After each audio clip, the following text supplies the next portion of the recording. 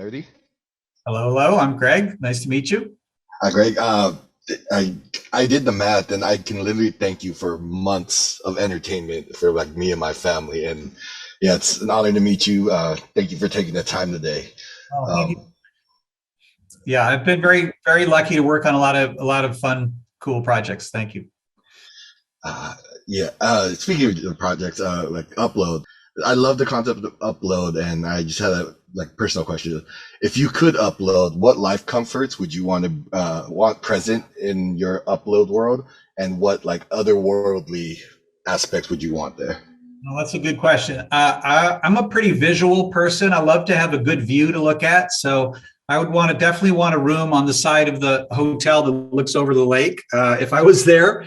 And uh, I love to be out in the woods. So I think I'd be very happy there, where all the pine trees are.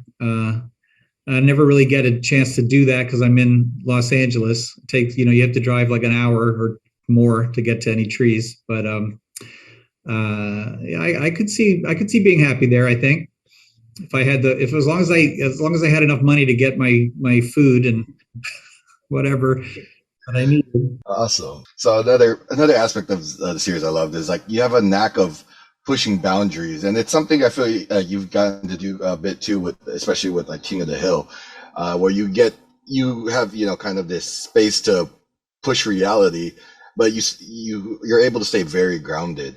How do you find that balance of pure imagination and reality? And at what point do you realize that you have the audience bought in and you control the boundary of reality? Gosh, what an interesting question. Well, I love King of the Hill. I think that the challenge is often to give enough reality to hook people's interest, right? Because they can see something and they go, oh, I recognize that from my life. What's going to happen next?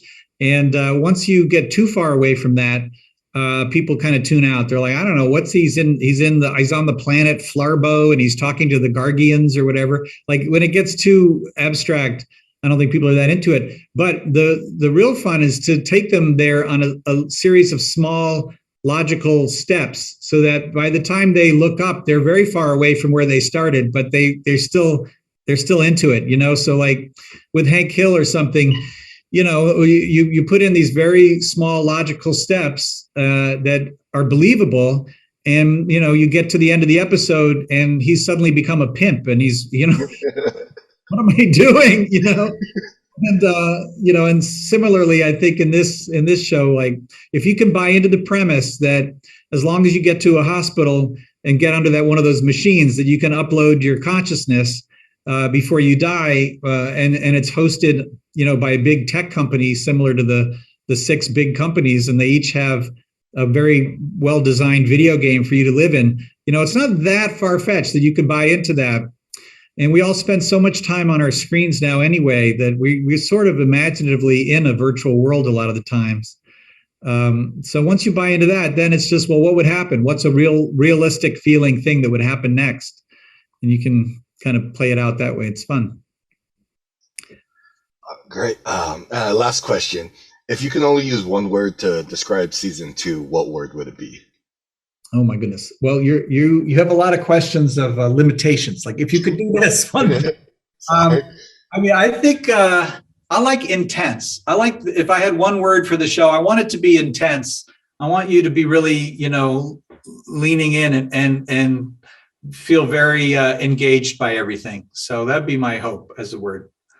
Intense. Awesome. Thank you, Greg.